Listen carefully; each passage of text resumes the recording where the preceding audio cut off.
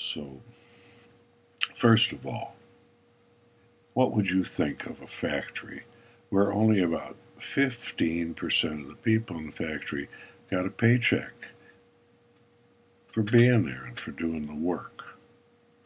What would you think of that? Have you ever heard of such a thing? Well, of course, some of you know where I'm leading. You're in it. This is school. Schools, only 15% of the people get paid. I'm talking about the students. I'm talking about real pay. Now, it's true, every student gets his brain improved. You can call that a kind of pay. So you can't say you don't get paid at all at school, but it's a pittance compared to what you get paid if you get good grades, because the grades is what school is all about. And only the top 10%, maybe 15% of all the grades they give are worth anything. The rest is monopoly money. You know what I mean? It's it's worth nothing. All right, so right away we have a first lesson out of this study of the brain, which is looking at schools, and the point is, if you're capable of getting in the top 15% of your class in terms of grades, and you're not doing it, then you're what? I hate to say it, but you're a little stupid. All right? In other words, they're giving out this wonderful pay just to the people who get up to the top. And life is like that. That's competition, and school is competition. Imagine a horse race. There's a perfect example of a competition. Imagine a horse race with 100 horses in it, right? And they're all going down the track after the start, except, oh, there's 5 or 6 horses. And they say, we compete? We don't compete. This is silly. Look at it, it's hot out. Why would I want to compete with all these other horses, right? Look at all this grass. I'll just eat some grass while all those stupid horses are running like that. Do you know anybody in your school who thinks like that? Yeah, of course. Do you think like that? Anyway, I certainly did, right? Earlier on, I got convinced about competition. Now, I was one of those lucky kids who had a good memory, so I never cracked a book, basically. I could read fast. I was pride. How stupid can you get? I prided myself on never taking a book home from school. And still, I came out quite high up in my class because I was stupid, but it was a small class, and all the other boys in my high school class were stupider than me. So somehow I was the star pupil. And one of my teachers took me aside one day and say, "Oh, my boy, I want you to go down to this address. This is the Pullman Foundation."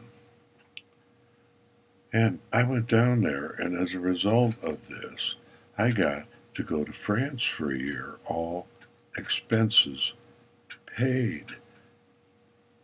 At age 17, I got my Pullman scholarship, right? So I knew that, but see, I hadn't competed at that point, really. I just kind of larked, me, homework, I laughed at it. And then in college, fortunately, I got a lesson from a young teacher of 25 years old who'd just come back from South America. Now, I dreamed of going to South America. Okay, that was paradise to me. I'd look in my Spanish book and see these beautiful cities in the picture. No skyscrapers down there in those days. I wanted to go down to a place like that where people spoke another language. It was so exciting to me. How do you get there? And this teacher said to me, "Oh," he said, "just get straight A's. And then you'll get a scholarship and you can go down there. And you can give, English lessons and pick up a little extra money besides." So boy, did I change overnight into a competitive student because I could finally see the payoff. All right. So we're almost done with that question of competition. But to come back to these horses that aren't in the race, like I wasn't in the race, and are saying, well, why should I run? I'm not in the competition.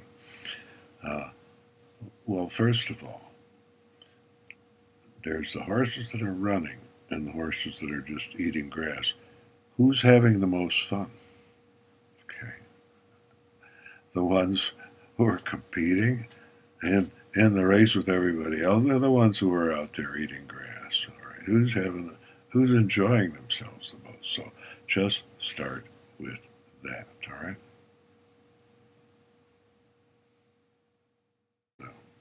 Now, the next thing is that you're in a society there. This is like your first job in school. So if you just fiddle around there, it kind of, you're setting the direction for your whole life in school. You're going to be with those people making a lot of dough, or those people doing interesting professions, or you're going to be with the others. But this kind of, the pattern gets set in school. So let's take, for example, coming to class prepared. All right. What's that all about? Well, that's very simple, you see. There's a principle of life which says that you only get out of something what you put into something. Now, what does that mean? It's a nice phrase, but what does it mean? Well, let's say you've got a history class on the 17th century, and you show up and you haven't invested anything. You aren't going to put anything into the class because you haven't even prepared, all right? So when the professor starts talking about the 17th century, how much are you going to understand of what he's saying? Not, right? So guess what? You put nothing in, you get nothing out. So that's the first thing. If you go into any class unprepared, if you haven't read the material they've asked you to, you're, in a way, an idiot because you're going to get nothing out of that class. You're going to sit in there for an hour and come out as dumb as you went in. See? You see how important the preparation is. Now, the professor's prepared. He may be over-prepared, but he said, here's what you're going to need to read and do to understand what I'm going to tell you on Monday. Now get ready, right? And I remember in Beloit College, we had a wonderful English teacher, Professor Fred White, and as we started the class and discussing the assignment, he suddenly looked around. We had a small class, 12 or 15 people. He said, how many of you have really read the assignment here and prepared? And I think one or two hands went up. And if you could see the look of disappointment on his face at that moment, and he said, oh, he said, some people say we ought to give you your college diploma the first day you come through the gate. Then only the people who really want to learn will stay here and learn something and put in something. And he was so broken-hearted to see that virtually no one was preparing for his class.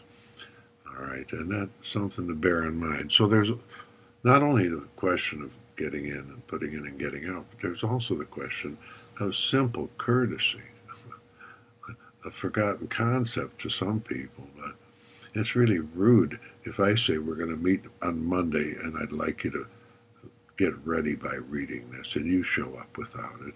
It's rude. You're taking a space in a class and you're not going to learn anything anyway. It's an insult to the professor. So it's a question of politeness as well.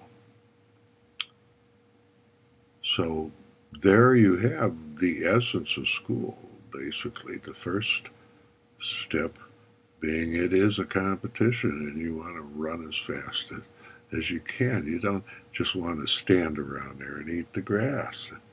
You're not going to have as much fun that way. You're going to hate it. Okay. And then another aspect of you're going to get out of it what you put into it, what the professor or the teacher is dreaming of, and some student that will really be interested in the material and ask him or her for an explanation, right? So uh, if you if you read enough of the lesson while you're reading the material, history or whatever, you're going to find some things that you don't understand very well. If you bring that into class and say to the professor, I didn't understand this or that, you'll improve his day, all right? Yeah, I hope you get that, right? That's what he's waiting for, is someone to break the monotony of the class and open us. This is his field of expertise. Give him a chance to give you an expert opinion. Now you're contributing, but you can't do that either if you haven't prepared and you don't come in with any questions in your brain, all right? So it's all about preparation. And if you're proud of not doing homework, you're just stupid because you're out of the competition if you don't do the homework, okay? And the homework, in a way, is so much easier than people understand and realize. The problem is distractions, of course. TV, internet, your gadget in your pocket. And you'll have to fight distractions. But if you can get the distractions, turn off your cell phone, switch off your computer, unless you absolutely are looking something up. Turn off the monitor at least. And this kind of avoiding distractions will automatically push you towards the top of the class. All right? So, you should know too, high school grades will follow you through the rest of your life. You think no one's looking at you right now, you're in high school. You think no one's paying any attention to you. They're carefully writing down your performance every month, right? It's going down in the records. So this is important to the society, you see, where you stand. It's already written down. And it will follow you and your university grades as well. And to some extent, it will decide how much money you'll make, whether or not you'll get into the kind of profession you really want, where you can really contribute or have great fun. All this will depend on, to some extent, on how you perform at the very beginning of your school life when you're in high school, basically. Start getting grades. And, well, we'll stop there and move on.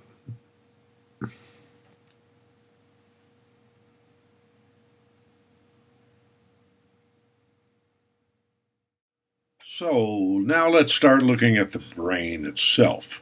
Now, the first interesting thing was that a neurologist read somewhere that a concert pianist can play 100 notes a second when some of them can. And he took out his calculator and figured out that there's not enough time for the brain to send 100 signals down to the hand, and then for the hand to send 100 signals back to the brain in 1 second. In other words, the brain is not playing the music. Oh. All right. So who's playing the music? Where is the memory? Come on, there's only one answer. Where is the memory? In the piano player's brain. It's not. It's in his hands. All right? The memory's in the fingers, you see. When he was learning to play the piano, it was going into his fingers. The brain doesn't stop here, at the bottom of your head. The brain continues through the whole body. Your nerve cells are brain cells. Your brain is everywhere. So then we come back to Professor Fred White, who told us, if you're reading and you don't have a pencil in your hand, you're wasting your time. So that's rule number 1 for dealing with your brain. If you're reading and you don't have a pencil in your hand, you're wasting your time. Why? Because as you write, you have brain in your fingers, and eventually you're going to be writing tests with those fingers. You got it? So the memory should be right there in the fingers. And as you write it down, the notes you make when you're in a lecture or even when you're reading a book, those notes, you can more or less throw them away. It's a good idea to review them, but you can more or less throw them away because the reason you did them was to get the memory in the hands. Now, I'll tell you a story. They say there's only one dream that all students have in common in all the countries in the world, and that's a dream where they have to go take a test that they've never studied for. This is the classic student dream in every country in the world. And I not only had that dream, I had that reality, right? I enrolled in Arabic. I was very interested in the Arabic language and the culture because of T.E. Lawrence's book, The Pillars of Wisdom. So I unwisely enrolled in Arabic, which I was not very good at all. And so my second semester, I spent mostly playing intramural basketball and skipping class. And finally, I suddenly realized I was not going to graduate if I flunked Arabic. I needed every credit. If I flunked Arabic, I'd have to stay another school year, or at least another semester. So I went to see the professor. Very nice fellow. He said, "Oh, there you are. Where have you been?" I said, "Playing basketball."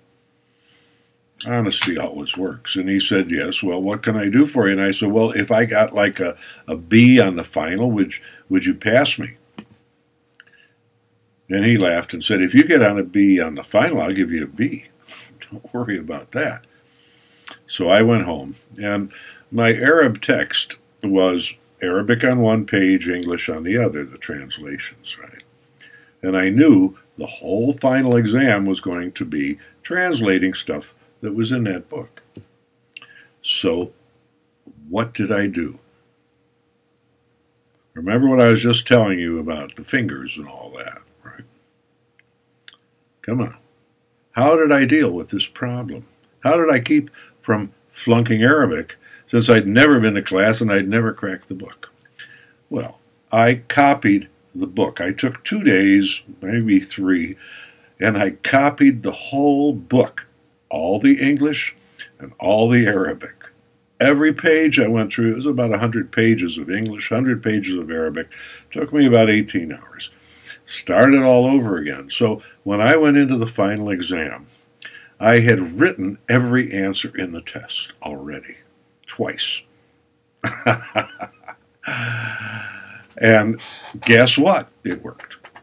I got a B plus and I got a B plus in Arabic without ever having cracked a book. I just copied it from one end to the other. So that shows you the power of the memory in your fingers. And that's how piano players can play 100 notes a second. The fingers learn, you see. So if you're reading a book, preparing, if you can't write, talk into a dictaphone and get the answers here. But it's better to always write. Write down anything you might be on a final test. Write. Doesn't cost you a thing. And it will cement what you're learning in your mind. Now, let's go on. This is very interesting, the way the brain works. They've now got instruments they can go in and study how your brain works. So they can look inside and watch it, which cells are firing up. It's quite miraculous, all right? Well, the first thing scientists have recently learned about the brain were scientists at Rutgers, you can find this on the web, who discovered that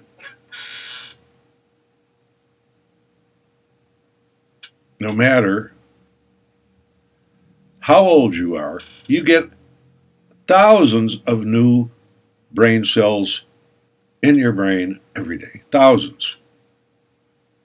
And here's the point where we have to talk about what one brain cell is like.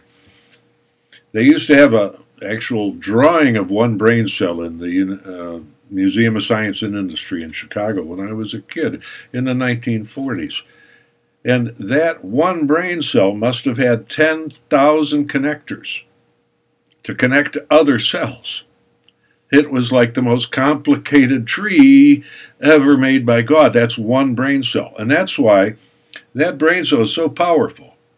that 9 brain cells, or so a friend of mine told me, 9 brain cells could run your whole body, handle everything. 9 brain cells. So why do you have 2 billion, right, if 9 could do it? Well, very simple. It's the way they work. Let's say you're learning to do something, tie your shoelaces, right? The first time you learn to tie your shoelaces, 1 brain cell will get involved, and it'll remember how to do that, right? But here's the trick. The second time you tie your shoelaces, another cell says, oh, that's interesting, let me help you, right? And this other cell connects with the first cell. And you begin to grow these matrices of cells.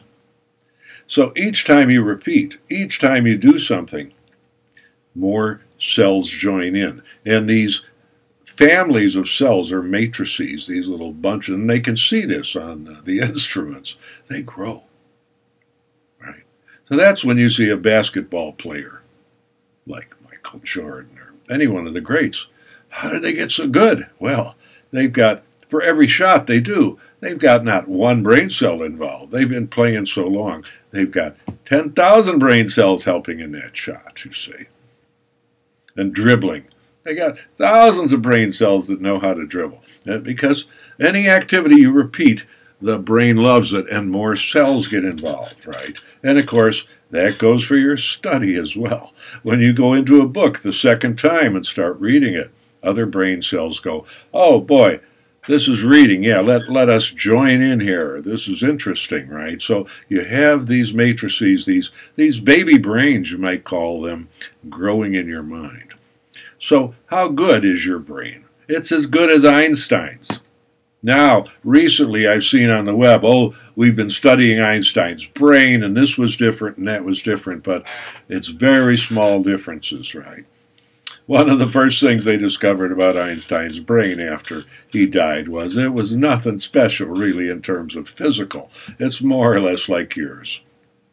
All right, so then why did he become such a brain? Well, he worked in the patent office where every day he'd have to read descriptions of machines no one had ever seen and imagine what they looked like. That was his job. And he did that for over 10 years.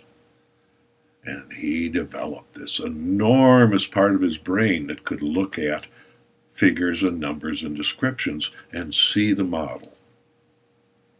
So he became the world's master at looking at the universe and seeing what all the numbers, all the descriptions meant. He started out with a brain like yours, but in it he built these incredible matrices. And so what you're doing in school really is building these families of matrices, one called history, one called civics, one called Spanish, French. And these are families of cells that are just hungry for more stimulation, for more fun, right? So if you don't study, if you don't prepare your classes, you're disappointing yourselves, right? Now, what they found at Rutgers, too, they actually were able to go in and tag individual brains. The cells, the new cells that came in the individual brains. Don't ask me how they did this. They're clever scientists. And here's what they learned. They discovered that if you use these new brain cells, they stay. And if you don't use the new brain cells within 7 to 10 days, the brain destroys them, throws them out. So this is the greatest news in the world for old people, first of all, because this scientific discovery means that you control whether your brain gets better day by day or worse day by day. Old people who get dumber and dumber as they get older. That's their own fault because they're not challenging their brain cells. Now, my Aunt Eleanor was doing the crossword puzzle at age 18, and she was still doing it at 102. And she was as sharp as a tack, right?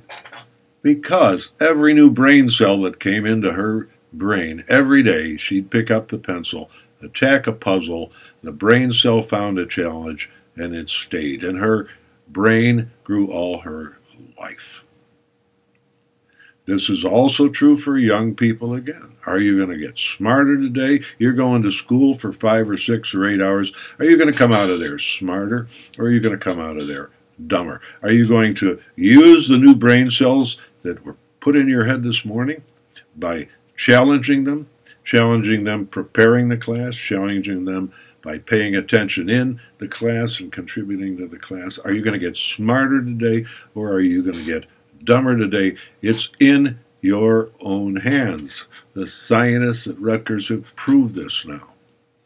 As an old person, you can decide if you get dumber or smarter. As a young person in school, you're making the same decision every day. Am I going to challenge my new brain cells? Am I going to give them a puzzle? Am I going to give them some work to do? Or am I going to play with my gadgets and let those brain cells die? That's the question you have to ask yourself every morning at school and every morning of your life.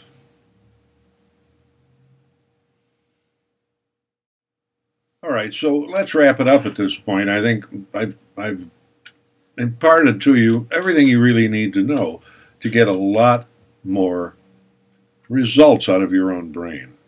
Don't forget, your brain is really as good as Einstein's. Your brain is as good as anyone in your class. Now, why are they getting these high grades and you're getting your low grades? Huh? Come on. Now, having watched this, I hope you know the answer, right? It's because those people are challenging their brain cells, and you're not. Those people are preparing their classes, which challenges their brain cells, and they're getting smarter every day. And if you're not preparing your classes, if you're not challenging your brain cells, you're getting dumber.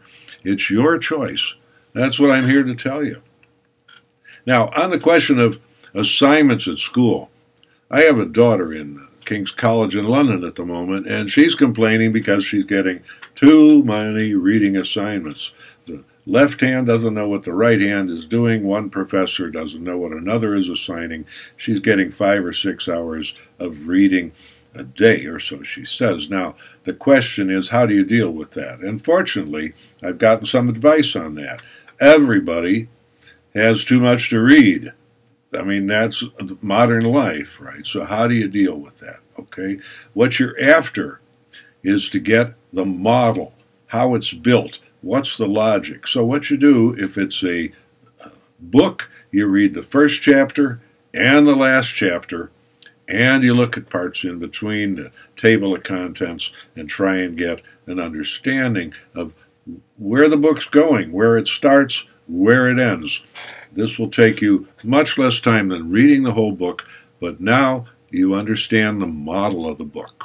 And this is how you approach all your assignments. Obviously, if you have time, read them line by line, but it's not always the best way. The best way is to, first of all, if it's a big book, look at the table of contents 5 minutes at least. Study just the table of contents. See where the author starts and where he ends. That's the movement of the thing, the model. And once you've got that down, you will understand the book much better, and you'll answer test questions about the book much better. So that's about all I can tell you about School 101 and Brain 101. There's a lot more to know, but I hope in this little video, not so little now, but you'll have learned, my goodness, how much time has gone by. But I hope in this little Brain 101 or School 101, you've gotten some tips that are going to help you in school. And if you've really taken my lesson to heart, you're going to end up with a scholarship somewhere, a free trip to the other side of the world, all these adventures which you will earn by using your brain the right way, by competing, which is what school's all about. Then you'll learn to enjoy it. And you'll have a better career ahead of you, more interesting profession, and probably a lot more income if you harness your brain. So what are you waiting for?